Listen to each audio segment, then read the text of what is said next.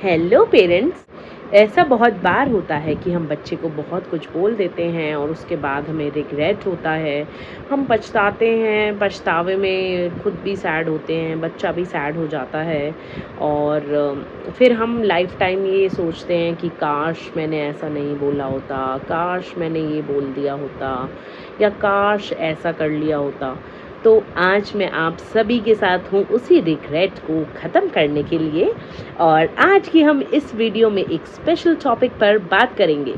तो आज मैं फिर से एक बार आ चुकी हूँ आपके सामने एक नई वीडियो को लेकर, जिसमें हम बात करेंगे 10 ऐसे सेंटेंसेस की जो बच्चे को काफ़ी हर्ट करते हैं और हमें भी बाद में रिग्रेट कराते हैं, और जो आपको बच्चे को नहीं बोलना चाहिए और उसके अलावा आप उसको क्या बोल सकते हैं उसी सेम चीज़ के लिए मैं वो भी बताऊँगी। तो आइए शुरू करते हैं आज की अपनी ये प्यारी सी वीडियो। बच्चा किसी भी एज का हो, अक्सर हम उसको ना भूले बिसरे ये चीज़ कभी ना कभी बोल ही देते हैं, ये तुमसे नहीं होगा।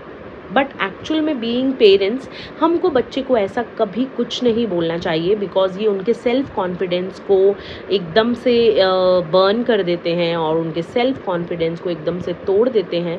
तो प्लीज़ आप याद रखिएगा कि बच्चे के सामने ऐसा कोई सेंटेंस यूज़ ना करें। अगर आपको लगता है कि कुछ ऐसी चीज़ है या कोई ऐसी सिचुएशन है जिसमें वो काम ना कर पाएँ या उसको हैंडल ना कर पाएँ, तो ऐसे कोई सेंटेंस की बजाय आप प्लीज़ उसको बोलिए कि आई नो कि ये बहुत मुश्किल है, बट आई नो कि तुम ये कर लोगे। मुझे पता है कि ये टफ़ है, ये मुश्किल है, बट मुझे ये भी पता है कि तुम ये कर लोगे।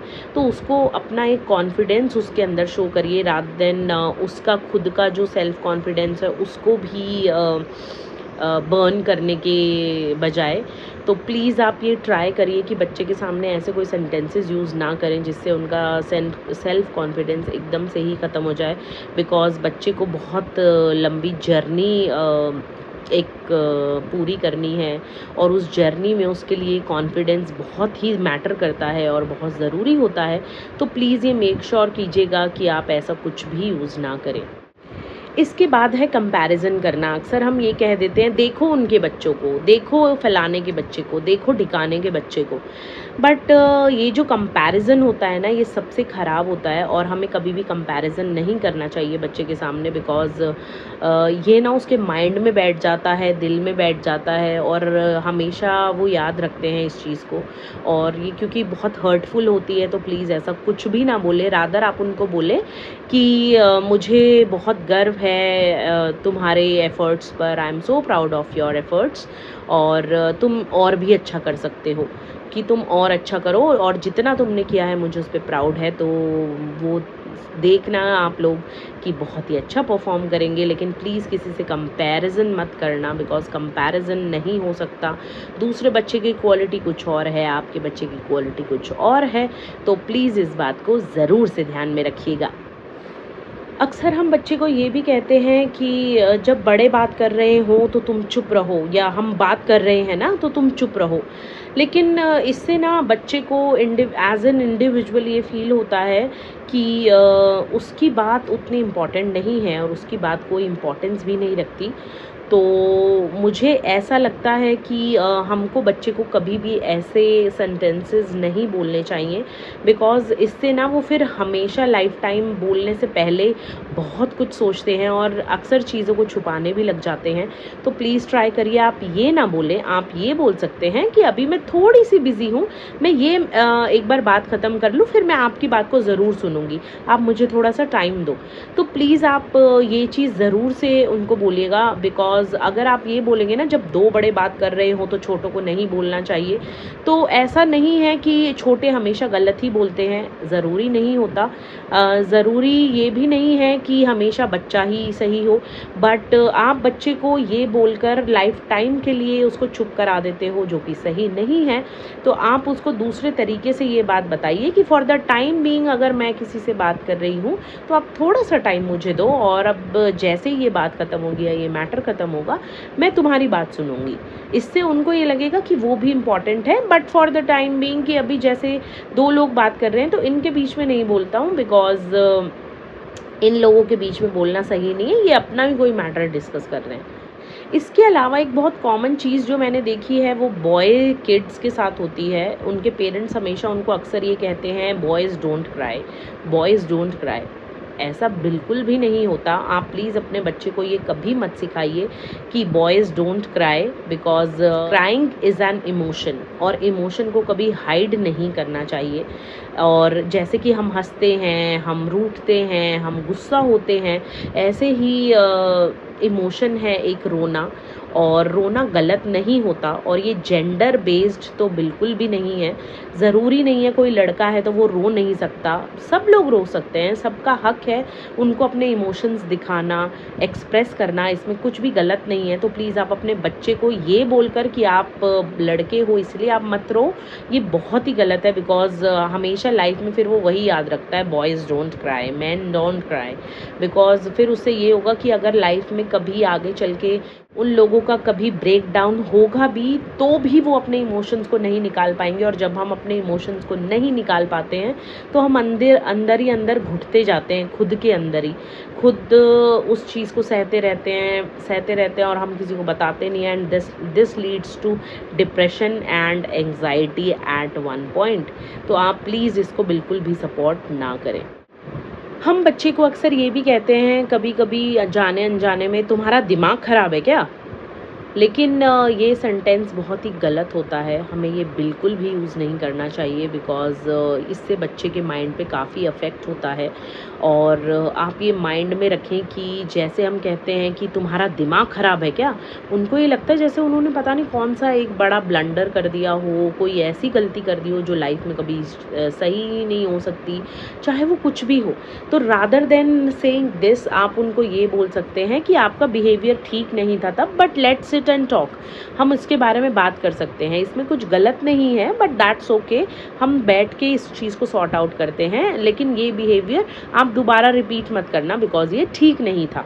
हम इस तरीके से ये चीज़ बोल सकते हैं, बट डोंट से कि तुम्हारा दिमाग ख़राब है क्या। इसके बाद एक ये भी पॉइंट होता है कि मैं तुमसे बात नहीं करूँगी। इससे बच्चा थोड़ा चिड़चिड़ा होता जाता है और उसे ये लगता है कि मैं हमेशा गलतियाँ ही करता हूँ, और वो खुद को काफ़ी अंडर एस्टिमेट करना शुरू कर देता है। बट एक्चुअल में ऐसा नहीं होना चाहिए। आप इसके अलावा ये बोल सकते हैं कि अभी मुझे ठीक फ़ील नहीं हो रहा है, हम थोड़ी देर बाद कामली बैठ के बात करेंगे, या मुझे ये चीज़ थोड़ी अच्छी नहीं लगी, आप मुझे थोड़ा सा टाइम दो, फिर हम कामली बैठ के इस चीज़ के बारे में बात करते हैं। तो आप ऐसे इस चीज़ को बोल सकते हैं रादर देन सेइंग अब मैं तुमसे बात नहीं करूँगी। उससे ना बच्चे का कॉन्फिडेंस काफ़ी लो हो जाता है और उसको ये लगता है कि मैं तो बहुत गलतियाँ करता हूँ। इसके अलावा है कंपैरिज़न करना कि तुम्हारे भाई या बहन तो ऐसे नहीं हैं, तुम ऐसे क्यों करते हो, जो कि एक गलत चीज़ है। उसमें सिबलिंग राइवलरी हो जाती है कि बच्चा फिर ना चिढ़ में अपने भाई या बहन से ज़्यादा लड़ने लगता है, उनको आंसर करने लगते हैं। तो ये चीज़ थोड़ी सी गलत है। तो आप सिबलिंग राइवलरी को प्रमोट ना करें, उसको सपोर्ट ना करें। इसीलिए प्लीज़ कंपेयर भी ना करें और कभी भी सिबलिंग राइवलरी ना स्टार्ट करें, और ये ना बोले कि वो ऐसा नहीं करता या वो तो ऐसे नहीं है तो आप ऐसे क्यों हो। तो इस चीज़ से थोड़ा सा बचें और इस चीज़ को अवॉइड करें। एक चीज़ ये भी है कि जब भी बच्चा कोई क्वेश्चन पूछता है तो हम अक्सर उसको ये कहते हैं, अरे यार तुम कितने क्वेश्चंस पूछते हो। लेकिन ये उसकी क्यूरियोसिटी है जो बच्चे के अंदर होनी बहुत ही इम्पॉर्टेंट है। और अगर बच्चा क्यूरियस नहीं होगा तो वो लाइफ में कभी कुछ सीख नहीं पाएगा। तो ये आप माइंड में ज़रूर रखिए कि अगर बच्चे को कुछ सिखाना है लाइफ में और उसको हमेशा लर्निंग के लिए मतलब हेल्प करनी है और उसको प्रेज़ करना है, तो ये कभी मत बोलिए आप कितने सवाल पूछते हैं। रादर आप उसको ये बोलिए कि ये बहुत अच्छा क्वेश्चन है और चलो हम इसका आंसर मिलके ढूंढते हैं, ताकि उसको भी अच्छा लगे, उसकी क्वेश्चन का आंसर भी मिल जाए और उसकी क्यूरियोसिटी भी बरकरार रहे और आप कुछ गलत भी ना बोलें। इसके बाद आता है कि अक्सर हम पेरेंट्स ये बोल देते हैं कि अगर तुम्हारे अच्छे मार्क्स नहीं आए तो देख लेना। बच्चा जो होता है वो स्टार्टिंग से अपना बेस्ट देने की हमेशा कोशिश करता है और उसमें पेरेंट्स के भी एफ़र्ट्स रहते हैं, टीचर्स के भी एफ़र्ट्स रहते हैं, बहुत सारी चीज़ें मैटर करती हैं। तो आप प्लीज़ बच्चे को ही किसी चीज़ के लिए ब्लेम ना करें, रादर आप उसको बोलें कि चलो हम एक शेड्यूल बनाते हैं और हम उसको फॉलो करके और एग्ज़ाम्स की अच्छे से तैयारी करते हैं, या मैं इस बार तुम्हारी हेल्प करती हूँ पढ़ने में, या आप बताओ आप अपने शेड्यूल को कैसे प्लान करना चाहते हो। ये सारी चीज़ें आप उनसे डिस्कस करें, रादर देन सेइंग कि इस बार मार्क्स अच्छे आने चाहिए। आपने अगर कोई मेहनत ही नहीं की है बच्चे के साथ और आप उसको कोई टाइम दे ही नहीं रहे हैं उसकी स्टडीज़ में, तो आप एक्सपेक्ट कैसे कर सकते हैं? बीइंग अ पेरेंट उस चीज़ को सोच कर आप प्लीज़ ऐसे कोई भी सेंटेंस यूज़ ना करें उनके सामने, बिकॉज़ इससे बहुत ही नेगेटिव इफ़ेक्ट होता है बच्चे की मेंटल स्टेट पर। Last but not the least, हम हमेशा एक चीज़ और कहते हैं अपने बच्चे को कि तुम हमेशा ही ये गलतियाँ करते हो, तुम हमेशा रेपिटेटिव गलतियाँ क्यों करते हो, तुमको इतना समझाया है फिर भी तुम यही गलती कर रहे हो। ये चीज़ हमें नहीं बोलनी चाहिए, बिकॉज ऑलवेज एंड नेवर जैसे वर्ड्स जो होते हैं ये बच्चे के मेंटल स्टेट पर बहुत बुरा इफेक्ट डालते हैं। बच्चा बहुत ही डाउन हो जाता है, सेल्फ कॉन्फिडेंस उसका चला जाता है और उसको यही लगता है कि मैं जो भी कर रहा हूँ हमेशा गलत ही कर रहा हूँ, मैं मेहनत कर रहा हूँ वो भी गलत ही कर रहा हूँ, तो क्या ही फ़ायदा, और वो एफ़र्ट्स करना छोड़ देते हैं। तो प्लीज़ आप ट्राई करिए, ऐसा कुछ मत बोलिए। हम पेरेंट्स हैं, हम भी डेली सीख रहे हैं अपने बच्चों से और बच्चों को सिखा भी रहे हैं, बट एक चीज़ का ध्यान रख सकते हैं हम कि हम जब उनको कुछ सिखाएं तो वर्ड्स का बहुत केयरफुली ध्यान रख के उनको सिखाएं, ताकि वो भी बने बेटर ह्यूमन बीइंग और हम भी बने बहुत अच्छे पेरेंट्स। अगर आपको ये वीडियो पसंद आई तो आप ज़रूर बताइएगा आपने कौन से पॉइंट से सबसे ज़्यादा रिलेट किया आज की वीडियो में। हम मिलते हैं नेक्स्ट वीडियो में, तब तक के लिए आप इस वीडियो को दूसरे पेरेंट्स के साथ शेयर करना बिल्कुल भी मत भूलिएगा। प्लीज़ लाइक, कमेंट और सब्सक्राइब अगर नहीं किया है चैनल को तो कर दीजिए। बेल आइकन को प्रेस करके ऑल पे कर दीजिए ताकि मेरी हर वीडियो का नोटिफिकेशन आप तक सबसे पहले जाए। तो till then bye bye, take care, happy parenting.